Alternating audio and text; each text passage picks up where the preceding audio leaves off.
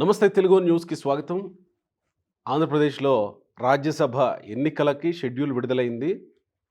వచ్చే నెల 18వ తేదీన ఎన్నిక జరగబోతుంది. అదే రోజున ఫలితాలు ఉండబోతాయి. దాదాపుగా ఇక్కడి నుంచి ఎవరినైతే పంపిస్తారో వాళ్ళే ఫైనల్ అయ్యే అవకాశం ఉంటుంది దాదాపుగా. కానీ ఇక్కడి నుంచి పంపించేది ఎవరిని? ఉన్న 4 సీట్లలో బీజేపీ ఒకటి, జనసేన ఒకటి, తెలుగుదేశం పార్టీ 2 అయితే ఎవరిని అనే చర్చ ఎడతెగకుండా జరుగుతూనే ఉంది. కానీ ఇప్పటివరకు మనకు వస్తున్న సమాచారం మేరకు దాదాపుగా జనసేనలో ఒక కొత్త అప్డేటు, తెలుగుదేశం పార్టీలో కూడా ఒక కొత్త అప్డేటు, బీజేపీలో మాత్రం ఏ అప్డేటు లేదు. బీజేపీ మాత్రం అనూహ్యమే. ఆ అప్డేట్ గురించి చర్చిద్దాం. మనతో వివి రావు గారు సీనియర్ జర్నలిస్ట్ జాయిన్ అవుతున్నారు. నమస్కారం రావు గారు. నమస్తే. బీజేపీ విషయం అంతే అనూహ్యం అనుకోవాల్సిందేనా? మొదట మనం బీజేపీ గురించే మాట్లాడదాం. అంటే అసలు బీజేపీ వాళ్ళు ఒక అడిగితే వాళ్ళు ఫిక్స్డ్గా ఒక అభ్యర్థిని పెట్టుకొని అడుగుతారు. ఏదో ఈ అభ్యర్థి మాకు కోటా వస్తుంది కాబట్టి పెట్టుకోవాలి అనేది ఉండదు. ఎందుకంటే గతంలో 2 సందర్భాల్లో కూడా వాళ్ళు ఫిక్స్డ్గా తీసుకున్నారు. అవును, వాళ్ళు కాపా సత్యనారాయణ గారిని తీసుకున్నారు. అనూహ్యంగానే తీసుకొచ్చారు అతన్ని. అట్లానే ఇప్పుడు కూడా మళ్ళీ ఒక అనూహ్యంగా ఆమె తీసుకొస్తారా అని అంటే మన తమిళనాడు అన్నామలై పేరు వినిపిస్తుంది. అంటే ఈ పరిణామాలు కూడా అవి కనిపిస్తున్నాయి మనకి. తమిళనాడు రాజకీయాల్లో ఇటీవల జరిగిన ఎన్నికలు బీజేపీ పెర్ఫామ్ చేయకపోవడం, మళ్ళీ స్టాలిన్ ఇటువైపు తీసుకురావడమా అని చంద్రబాబు దానికి అన్నామలై అవసరం బీజేపీకి తమిళనాడులో ఉంది.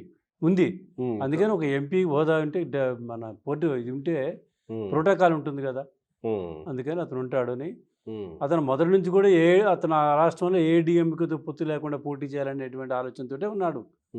అంటే ఆంధ్రప్రదేశ్లో కూడా బీజేపీ బలపడాలి కదా, మరి అప్పుడు ఆంధ్రప్రదేశ్కి వచ్చిన అవకాశాన్ని తమిళనాడుకి ఇవ్వటం ఒక్క ఎంపీ స్థానం కోసం బలపడేది ఉండదు. ఆ ఒక్క ఎంపీ స్థానం ఇచ్చిన బలం ఉన్నట్టే అవుతుంది. అక్కడ అవసరం ఉంది కాబట్టి, ఎందుకంటే అక్కడ అవసరం ఉంది కాబట్టి ఇక్కడ చంద్రబాబు నాయుడు గారు ఏం చెప్పినా వింటాడు కాబట్టి, ఒకటి కాకపోతే 2 అడిగినా ఇస్తాడు కాబట్టి బీజేపీ వాళ్ళు ఇక్కడ నుంచే తీసుకునే అవకాశాలు ఎక్కువ. ఎందుకంటే గతంలో నిర్మలా సీతారామన్ చూసాం మనం, కాంగ్రెస్ ఉన్నప్పుడు జయరాం రమేష్ వీళ్ళందరినీ తీసుకుని, సురేష్ ప్రభు కూడా ఇక్కడి నుంచే బీజేపీకి సురేష్ ప్రభు ఆంధ్ర నుంచే వచ్చాడు. అందుకని అట్లా పోయినసారి జగన్మోహన్ రెడ్డి గారు నత్వానికి ఇచ్చాడు, పరిమళ నత్వానికి. అట్లా ఆ సాంప్రదాయం కొనసాగిస్తారేమని అనుకుంటున్నాం మనం. ఇది బీజేపీ అన్నామలై కావచ్చు, అనూహ్యంగా ఎవరైనా కావచ్చు. ఇక జనసేన విషయానికి వస్తే కొత్తగా వచ్చిన అప్డేట్ మీద మీ ఇదేంటి? బాలినేని చంద్రబాబుని కలిసిన తర్వాత కొత్త చర్చ స్టార్ట్ అయింది. అంటే నిన్నటి వరకు మనకి ఒక చర్చ ఏంటంటే నాగబాబు గారిని కేంద్రానికి పంపించాలని ఎంపీ చేసి రాజ్యసభకు పంపించేసి ఆ స్థానంలో ఎమ్మెల్సీగా బాలినేని చేస్తారనేది ఒకటి వినిపించింది. కానీ తాజాగా మనకున్న సమాచారం ఏంటంటే నాగబాబు గారిని ఎమ్మెల్సీని చేసేటప్పుడు ఆ ప్రకటనలు ఇచ్చారు, ప్రకటనలు రాశారు అతను మంత్రివర్గంలో తీసుకుంటారని చెప్పేసి. అంటే ఇక మంత్రివర్గ విస్తరణ జరగలేదు, ఆ ప్రయత్నం చేయలేదు. అందుకే రేపు 2 సంవత్సరాలు పూర్తయిపోతుంది ప్రభుత్వం ఏర్పడి జూన్ 12కి. అందుకని ఆ సందర్భంగా మళ్ళీ మంత్రివర్గ విస్తరణ జరిగి ఖచ్చితంగా ఉంటుంది. చంద్రబాబు గారు ఇప్పుడు ఉన్నటువంటి వాళ్ళలో పెర్ఫార్మెన్స్ ఆధారంగా లేకపోతే రాజకీయ సమీకరణల ఆధారంగా మార్పులు చేర్పులు ఉంటాయి. ఆ చేర్పుల్లో పవన్ కళ్యాణ్ గారి ఆరోగ్యం కూడా చూస్తున్నాం మనం. అంటే నాగబాబు గారిని మంత్రి పదవిలో పెట్టి ఎమ్మెల్సీగా పెట్టి ఆ ఎంపీ స్థానం ఏదైనా ఒకటి తీసుకొని అది బాలినేనికి ఇస్తారా అనేది కొత్తగా వస్తున్నటువంటిది. ఎందుకంటే 2 రోజుల క్రితం చంద్రబాబు గారు కూడా కలిసి వెళ్ళాడు బాలినేని.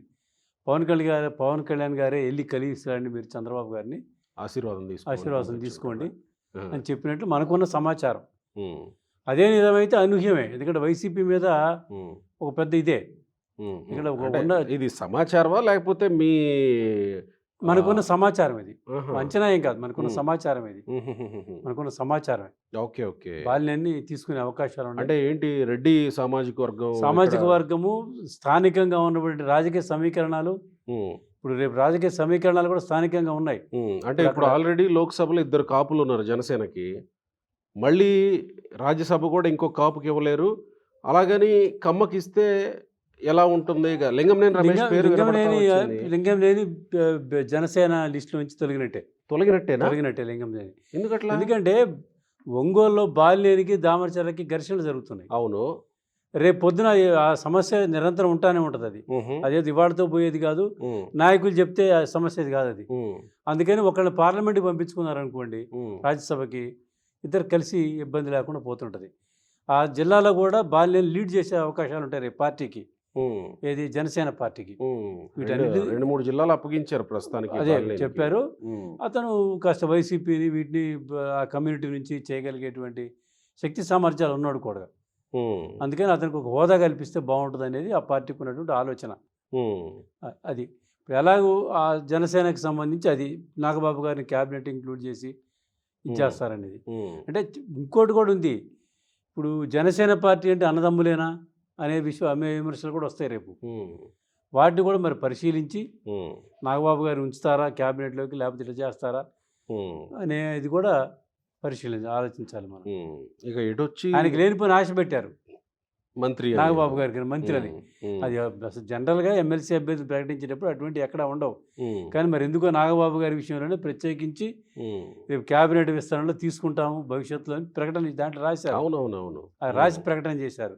మరి ఆ ప్రకటన ఎందుకు చేయాల్సి వచ్చిందో ఏంటో. మరి తెలుగుదేశం పార్టీ 2 స్థానాలు ఇది ఎవరికి ఇస్తారు? సానా సతీష్ని కొనసాగిస్తారా, లేదా పక్కన పెట్టి 2 స్థానాలు కొత్తగా ఇస్తారా, లేదా సానా సతీష్ని మళ్ళీ పంపిస్తారా అనే చర్చ ఉన్న నేపథ్యంలో ఏమన్నా క్లారిటీ దిశగానే సానా సతీష్కి కొనసాగిస్తారనేది ఇప్పటివరకు ఉన్న ఇది పార్టీలో కూడా. ఎందుకంటే ఆయనకి ఇచ్చి కూడా 1 సంవత్సరం అవుతుంది. ఢిల్లీలో కూడా కాస్త వ్యవహారాలు చక్కబెడుతున్నాడు. ఈ సీఎం గారు పోయినప్పుడు కానీ, లోకేష్ బాబు పోయినప్పుడు కానీ, మిగతా విషయాలు కానీ కాస్త ఫాలోఅప్ చేస్తున్నాడు, చూసుకుంటున్నాడు అన్న పేరు వచ్చింది సతీష్కి. అతను మిగతా విషయాలు ఎట్లన్నా కూడా ఈ ప్రోటోకాల్, ఈ లైజనింగ్ చేస్తున్నాడు అనేది ఉంది. పైగా అతనికి ఇచ్చి కూడా 1 ఇయర్ అవుతుంది. అందుకని ఇక్కడ కూడా అదే సందర్భంలో తెలంగాణలో కూడా వద్దిరాజు రవిచంద్ర గారికి ఇచ్చారు గతంలో, కేశవరావు ఎవరిదో ఇచ్చారు. అది 2 ఇయర్స్ అయిపోయిన తర్వాత మళ్ళీ కంటిన్యూ చేశారు, మళ్ళీ ఎక్స్టెండ్ చేస్తూ మళ్ళీ ఇచ్చారు. అట్లా ఇచ్చే అవకాశాలు ఉంటాయి. ఎందుకంటే పాప సంవత్సరానికి ఒకసారి రాజ్యసభ సభ్యుడిని తీసేయడం అనేది కొంచెం ఇదిగానే ఉంటుంది. అందుకని సానా సతీష్ని కొనసాగించవచ్చు. ఇంకొక స్థానం మిగులుతుంది. ఇప్పుడు ఆ ఒక స్థానానికి ఆంధ్రప్రదేశ్ నుంచి ఒక 5-6 పోటీలు పడుతున్నారు బలంగా. బీసీ అందరూ, భాష్యం రామకృష్ణ దగ్గర నుంచి మొదలు పెడితే మన కడప రెడ్డప్ప గారు, శ్రీనివాసరెడ్డి గారు, ఇట్లా వీళ్ళు పోటీ పడతానే ఉన్నారు. ఈ పోటీలో ఎవరెవరికి ఏమవుద్దా ఏంటి అనేది ఇక ఇవాళ షెడ్యూల్ వచ్చింది. 1వ తారీఖు నామినేషన్లు ఉంటాయి. మహానాడు ఆడా ఉంటుంది. ఈ మహానాడు నాటికల్లా ఒక్కొక్క కొలిక్కి వచ్చే అవకాశాలు ఎక్కువగా ఉంటాయి. తర్వాత ఈ కిలా రాజేష్ పేరు కూడా వినపడుతుంది ఈసారి. ముందు నుంచి చర్చల్లో ఉంది ఆ పేరు కూడా. అంటే ఇప్పుడు బాగా ఫ్రంట్ ఫోర్స్లోకి వస్తుంది రాజేష్ పేరు. అంటే మరి రాజేష్ లోకేష్కి అన్ని బ్యాక్ ఆఫీస్ అంతా కిలా రాజేష్ చూస్తున్నాడు. మరి అతను పోతే మరి లోకేష్ పరిస్థితి ఏంటి, లోకేష్ ఏమైనా ఇబ్బంది ఉంటుందా, ఇవన్నీ చూసుకుంటారు లెక్కలు. ఎందుకంటే ఆల్రెడీ వర్క్ ఫోర్స్లో ఉండి అలవాటైన వాళ్ళని తీసేసి కొత్త వాళ్ళని పెట్టుకుంటే ఇబ్బందిగా ఉంటుంది. ఇప్పుడు రాజేష్ ఉండి అనుకోండి, లోకేష్కి హాయిగా ఉంటుంది. ఏదో పనులను చక్కబెట్టుకుని అటు ఆ పని ఏమైందంటే చూసి చెప్పగలరు. మళ్ళీ కొత్త వాడు వేస్తే మళ్ళీ మొదటికి వస్తుంది. ఇవన్నీ ఆలోచించుకుంటారు పార్టీలో. లీడర్ ఇప్పుడు పార్టీ వ్యవహారాలు, ప్రభుత్వ వ్యవహారాలు అన్నీ చూసుకుంటున్నది లోకేషే. ఒక రకంగా రాష్ట్ర ముఖ్యమంత్రి, పార్టీ అధ్యక్షుడు లోకేషే. మరి అటువంటి కీలక బాధ్యత నిర్వహిస్తున్నటువంటి వ్యక్తి దగ్గర ఉన్నటువంటి రాజేష్ని రాజ్యసభకు పంపిస్తే ఎలా ఉంటుంది అనేది కూడా ఆలోచించాల్సిన అవసరం ఉంటుంది ఆ పార్టీ. అందుకని నేను అనుకోవటం ఆ పేరు వినిపిస్తుంది. సానా సతీష్ని పంపిస్తే కిలార్ రాజేష్ని పంపించరు, కిలార్ రాజేష్ని పంపిస్తే సానా సతీష్ని పంపించరు అనే ఒక చర్చ ఉంది. సో ఆ క్రమంలో చూసినప్పుడు సానా సతీష్ మీరు చెప్పిన సర్కమ్స్టాన్సెస్లో సానా సతీష్ని పంపిస్తే కనుక కిలార్ రాజేష్ని పంపించకపోవచ్చు. అందుకే నాకున్న అభిప్రాయం కూడా అంటే పార్టీ వ్యవహారాలు, ప్రభుత్వ వ్యవహారాలు చూస్తున్నప్పుడు ఇప్పుడు చంద్రబాబు నాయుడు గారికి ఇంతకుముందు కొంతమంది సెక్రటేరియట్ ఉండేది. వాళ్ళు పొలిటికల్ వాళ్ళు కాదు, జనరల్ అధికారులతోటి పొలిటికల్ వాళ్ళతో పెట్టుకునేవాళ్ళు. వాళ్ళు ఎక్కడా ఫ్రంట్ ఫోర్స్లో కనపడేవాళ్ళు కాదు. కానీ రాజేష్ కూడా ఇవాళ కాదు కదా, లోకేష్ తోటి ఎప్పటికీ 10-15 సంవత్సరాల నుంచి ప్రయాణం చేస్తున్నాడు అతనితోటి. అతని అన్ని కార్యక్రమాలు అతనే చూస్తున్నాడు. ఆఫీస్ ప్రభుత్వ కార్యక్రమాలు కానీ, ప్రైవేట్ కార్యక్రమాలు కానీ అన్నీ చూస్తున్నాడు. అంత చేయి తిరిగిన వ్యక్తిని, హ్యాండీగా ఉండే వ్యక్తిని పంపించుకుంటే రాజ్యసభకి ఇక్కడ ఇబ్బంది అవుతుంది. ఆ కోణంలో ఏమైనా చూస్తే పంపించరు. ఓకే. సానా సతీష్కి క్లియర్గా ఉంటుంది.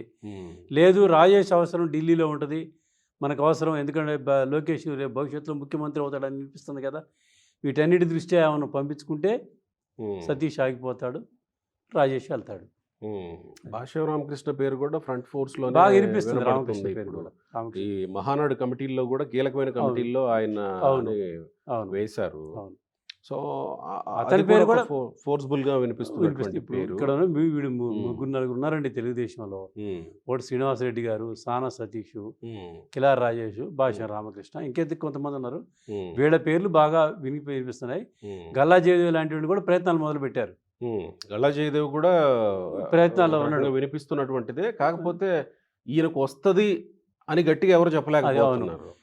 ఎందుకంటే వీళ్ళు ఈ పోటీదారుల్లో అతను నిలబడలేకపోతున్నాడు. ఈ పోటీలో తట్టుకోలేకపోతున్నాడు. ఈ పోటీలో ప్రధానంగా కూడా మనకి సానా సతీష్, కిలార్ రాజేష్, భాష్యం రామకృష్ణ వీళ్ళ ముగ్గురు పేర్లే పోటీ ఉన్నాయి. అక్కడ ఉన్న 2 స్థానాలు. 2 స్థానాలు ఉంటాయా, లేకపోతే బీజేపీ వాళ్ళు ఇంకా అవసరం వచ్చి ఎవరైనా పెట్టాలి అంటే ఒకటే ఉంటుందా చూడాలి. ఆ ప్రమాదం కూడా ఉంటుంది. ఎందుకంటే ఈ మధ్యకాలంలో చంద్రబాబు నాయుడు గారు బీజేపీ నాయకులు అడగకముందే స్పందిస్తున్నారు. వాడు సూచించకముందే ఆయన స్పందిస్తున్నాడు. స్పందన ఎక్కువైంది. అందుకని ఒక రాజ్యసభ స్థానంతో మనకు ప్రభుత్వం ఉండేది లేదు, పోయేది లేదు కదా. ఇక్కడ వాళ్ళు అడిగారు కదా, గౌరవంగా ఇద్దాం, మన రాష్ట్ర అభివృద్ధి కదా, మనకు నిధులు ఇస్తారు కదా, వాళ్ళతో సక్రమంగా ఉండాలి కదా, ఇవన్నీ వస్తాయి చర్చకి చంద్రబాబు గారి దగ్గర. అందుకని చంద్రబాబు గారు బీజేపీ వాళ్ళ అనుసరించే వైఖరితోటే తెలుగుదేశం క్యాడర్ ఊరుకుంటుందా? ఏం చేస్తారు? అట్లా ఇస్తే ఏం చేస్తారు? చెప్తారుగా చంద్రబాబు నాయుడు. చంద్రబాబు నాయుడు గారు చెప్పలేడా? చెప్పగలుగుతారు, బ్రహ్మాండంగా చెప్పగలడు ఆయన, బ్రహ్మాండంగా. కానీ బీసీలకు కానీ ఎస్సీలకు కానీ ఆ మిగిలిన తెలుగుదేశంలో ఒకటి కనిపించదు. దాని మీద కూడా చర్చ జరుగుతుంది, కానీ అంత ఫోర్స్ఫుల్ గా లేదా చర్చ. అంటే ఈ సమీకరణాలు ఇవన్నీ చూస్తారు కదా. ఈ అడుగు 5-6 స్థానాలు ఉన్నాయనుకోండి, అప్పుడు సమీకరణాలు సామాజిక వర్గాల వారీగా, ప్రాంతాల వారీగా పంపించే అవకాశం ఉంటుంది. గతంలో పంపించారు కూడా. ఇప్పుడు ఆ లిమిటెడ్గా ఉన్నాయి కాబట్టి పార్టీకి ఎవరు అవసరం ఉంటుంది, ఎవరికి ఇస్తే పార్టీకి ప్రయోజనంగా ఉంటుంది అనేది చూసుకుంటారు. సో నామినేషన్ మాత్రం ఒక్కళ్ళే వేస్తారు, ఒక్కో స్థానానికి ఒక్కొక్కళ్ళే. ఎన్నికలనే ఉండవండి. 8వ తారీఖుతో ఖరారు అయిపోతాయి. అంతే. 1వ తారీఖు నుంచి 8వ తారీఖు వరకు నామినేషన్లు. ఆ 8వ తేదీ కాటికి నామినేషన్లు వేసిన వాళ్ళే ఫైనల్ అవుతారు. అంతే తప్ప 18వ తారీఖు వరకు మనం వెయిట్ చేయాల్సిన అవసరం లేదు. అయితే కొంచెం డెవలప్మెంట్ కనిపించినట్టే వీటిలో. ఇప్పటివరకు ఉన్న చర్చల్లో జనసేన విషయంలో, తెలుగుదేశం పార్టీ విషయంలో కొంచెం డెవలప్మెంట్ కనిపించినట్టే. మరి అంటే జనసేనకి నిన్న వరకు లింగమే రమేష్ గారు అన్నారు, ఆ పేరు పక్క వెళ్ళిపోయింది. ఇప్పుడు పక్క వెళ్ళిపోయి బాలినేని శ్రీనివాసరావు గారు, నాగబాబు గారు అనేది వస్తుంది. నాగబాబు గారు ఆరోగ్యం, ఆయన కదలికలు ఇవన్నీ ఇక్కడ పార్టీకి అవసరం. ఆయన మరి వాటన్నిటి దృష్ట్యా ఎవరిని పంపించుకుంటారు, ఇవన్నీ ఒక్క అంశం కాదుగా, రకరకాల అంశాలు. కూటమిలో ఉన్నటువంటి మిగతా శక్తుల వాటిని కూడా పరిశీలించుకొని ఎంపిక చేసుకుంటారు వాళ్ళు. కూటమి అంతగా ఒకటిగానే ఉంది కాబట్టి. చూద్దాం ఏం జరుగుతుంది. రైట్ సార్, చూద్దాం. Thank you.